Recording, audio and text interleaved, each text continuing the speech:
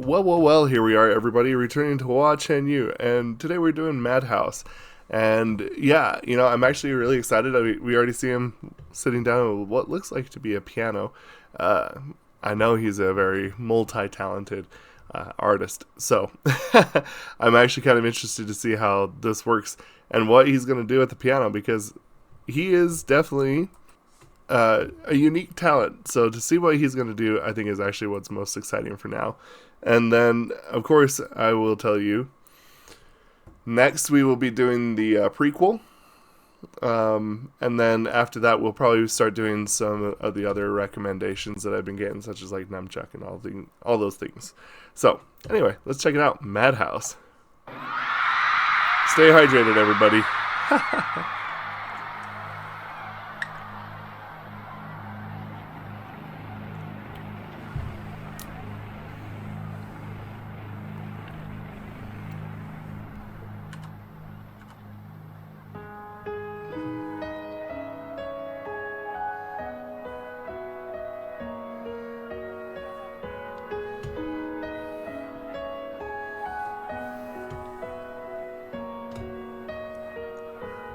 当我再度毁灭后，一切变更纯净，那破碎的感受 I know。当我再度逃离后，逃离灵魂监狱，那解脱的感受 I know。默默享受。就算只有那片刻思念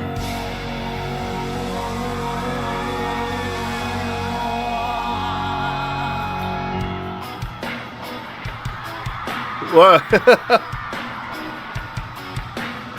Not what I was expecting at all.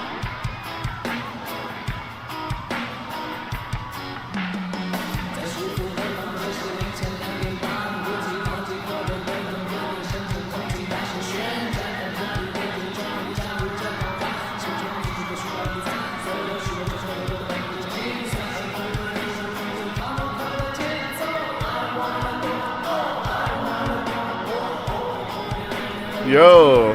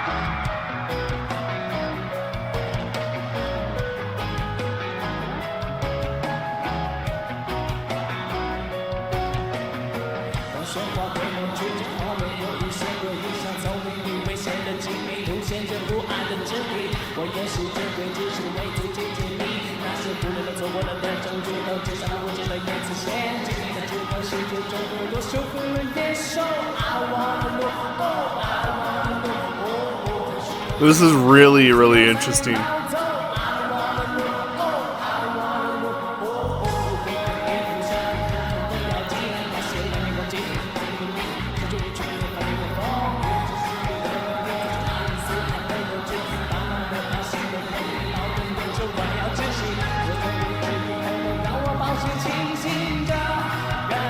受。I don't want to know, I don't want to know, I don't want to know, no, no。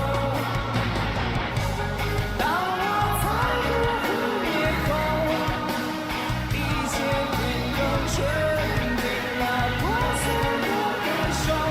I know，当我在入湖以后，逃离灵魂间那天破的感受。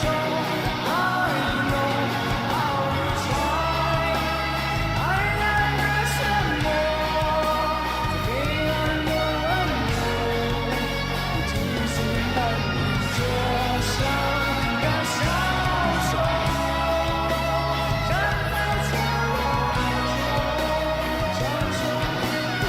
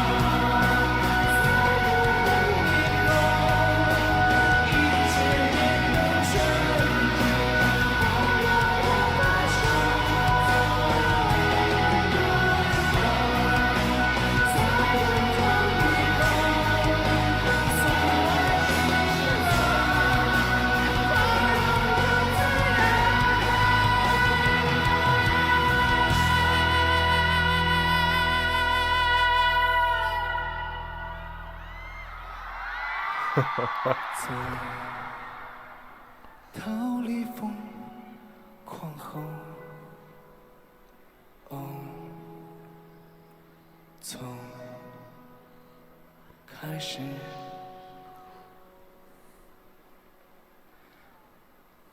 到永久。Very interesting.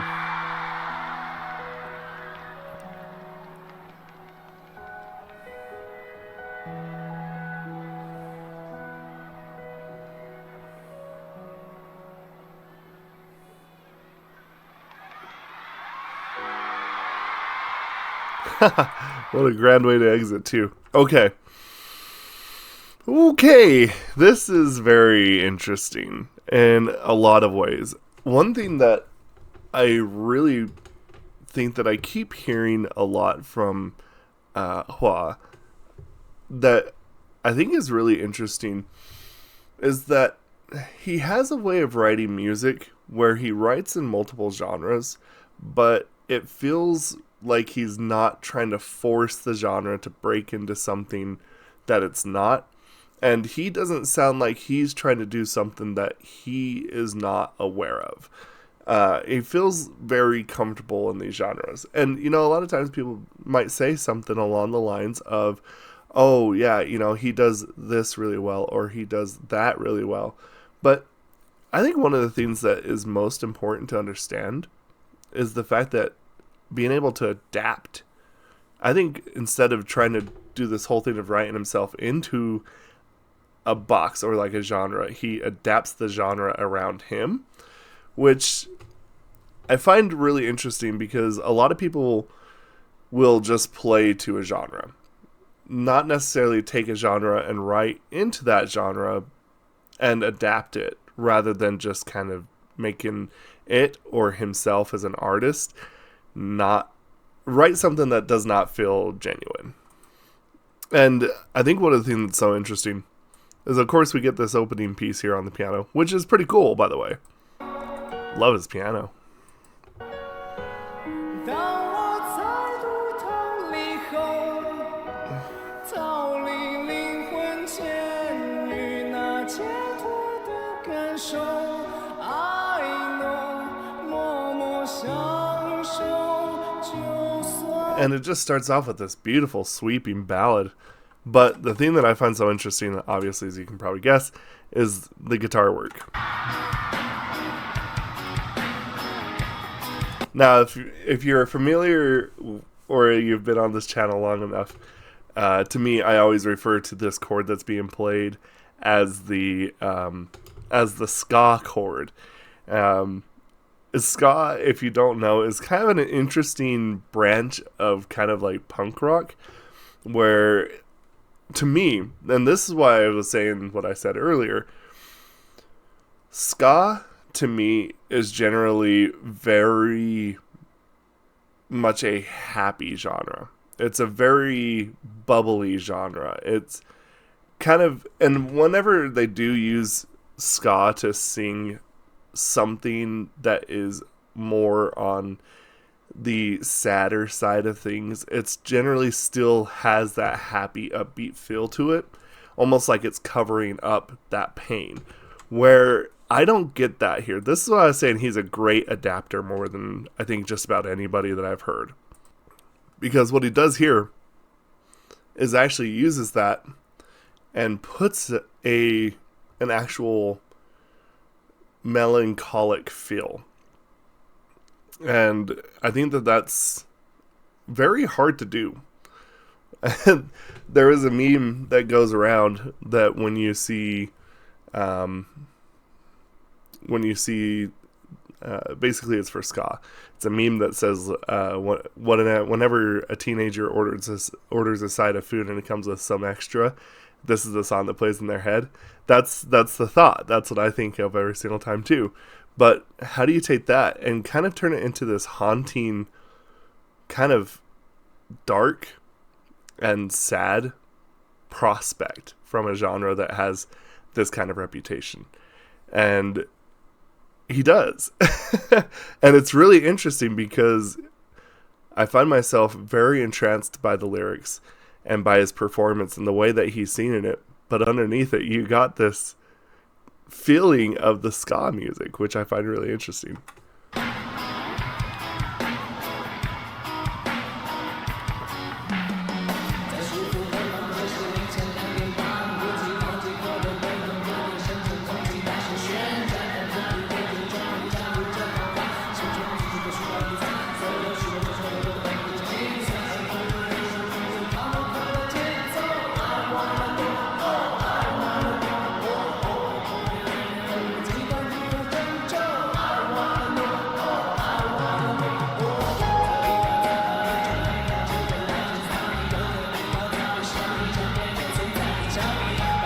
His lyricism is always really expressive, and I like the fact that his lyricism is very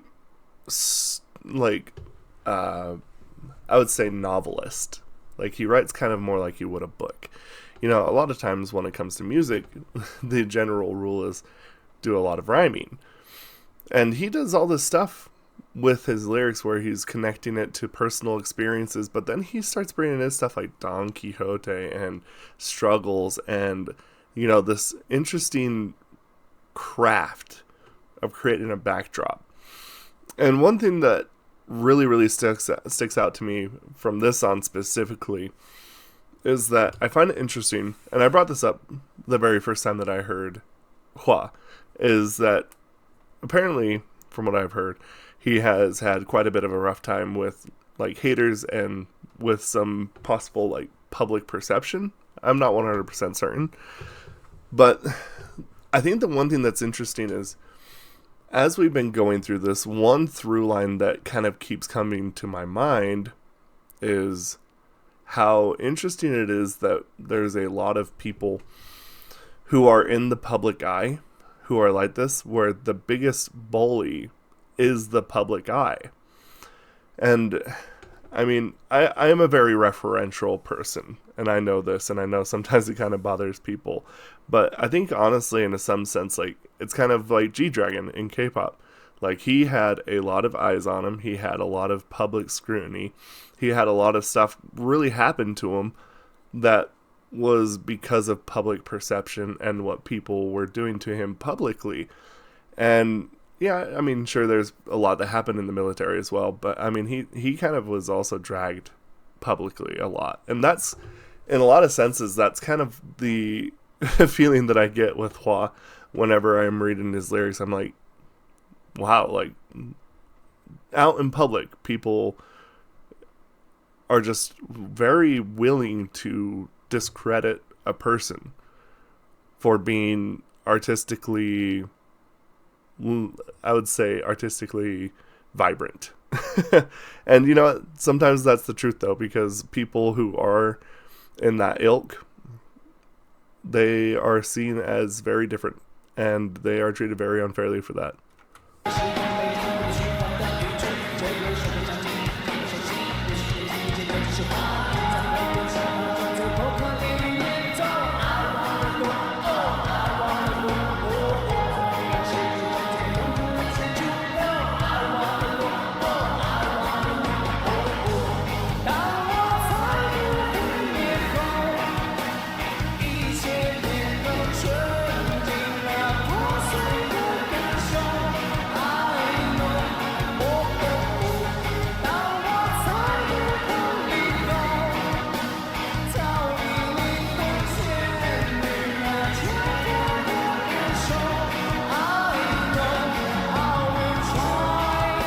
You know, another thing that kind of strikes me here too is that he seems to be a bit of a perfectionist, and I think that sometimes we can get in our own heads as well, and that's definitely something that can happen a lot of times with people that are very creative, like Hua, who see something, and no matter how much you rework something, no matter how many times you restart something, no matter how many times you go back through to correct, it's just not ever going to live up to your own expectations. And I think he kind of touches on that right here, and I really like that.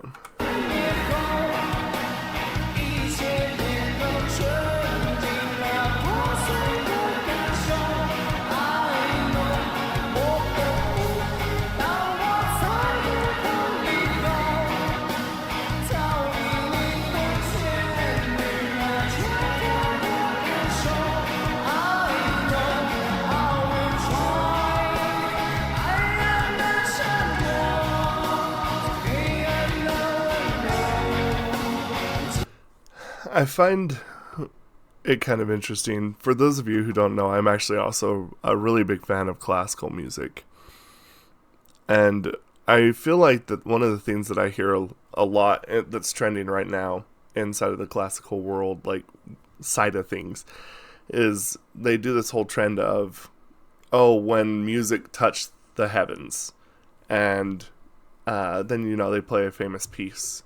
And sometimes I feel like when I'm listening to Hua, I get there lyrically. I feel like when lyrics touch the heavens.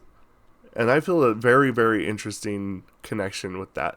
That's the thing that I think is so interesting is we got somebody who has been going through all this and has openly expressed his problems and his... and he's not shy about it. But the thing that's interesting is that he doesn't alienate anyone, which I think is a very hard thing to do. Because when it's a personal experience, it's personal, which means inevitably it should actually alienate everybody, but he doesn't. So, I don't know. I'm still so new into this. To this day, I feel that he is still a bit of an enigma, but we have this like slow unraveling feel of Hua and like what he's writing, and I'm glad that I started with the trilogy. I think because it immediately lets me know kind of more or less what to expect in terms of quality and where he's willing to go as an artist. I find it amazing. So anyway, let me know what you all think about this, and we will discuss this down in the comments below. Thank you, and goodbye.